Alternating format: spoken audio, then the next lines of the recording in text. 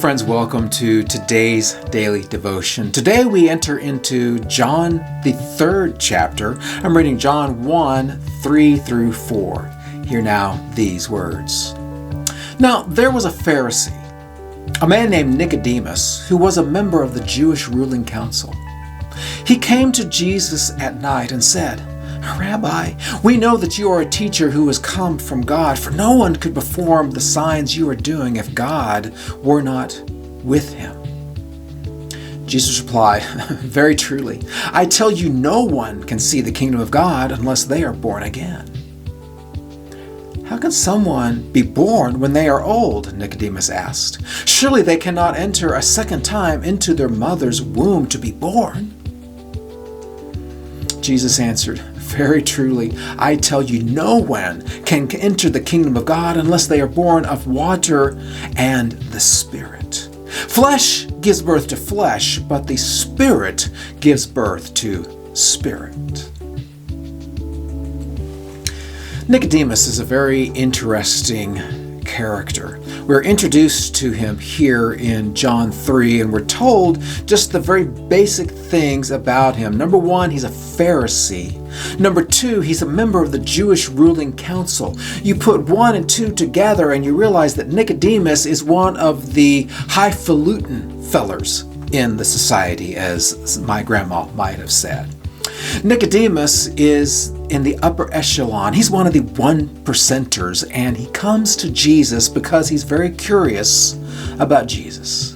Now remember, he's a Pharisee, he's a member of the ruling council. That means he's probably one of those guys who sent a delegation out to go see John the Baptist in the 1st chapter of John. You remember when that took place? And Nicodemus is probably one of the ones who sent people over to ask Jesus after he cleared out the temple, "By what authority do you do what you're doing?" Nicodemus is caught up in the sense of, where do these people get off on doing the things that they're doing? John baptizing in the wilderness and Jesus clearing out the temple in Jerusalem. But Nick goes to Jesus at night.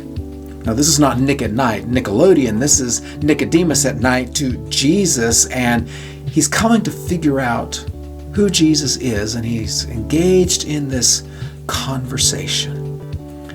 But he says, "I know you're from God," because nobody could do the things they're doing unless they are from God. Well, Jesus engages in a conversation with Nicodemus to help Nicodemus understand that Jesus isn't from God. Jesus is God. And the only way that we can understand that is to be born again.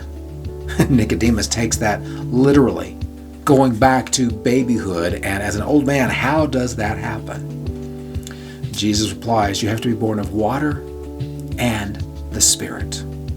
And ever since, we've been debating about what water and the Spirit means.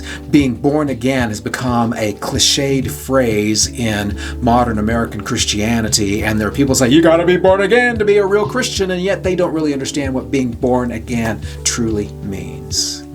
Well, I don't have time to unpack that phrase today, but I invite you to embark on a journey to discover, what does it mean to be born again? What does it mean for us to move from this concept of Jesus being from God to Jesus being God? And how do those two ideas connect? That's your homework assignment for the rest of your life. But I'll see you tomorrow for another daily devotion.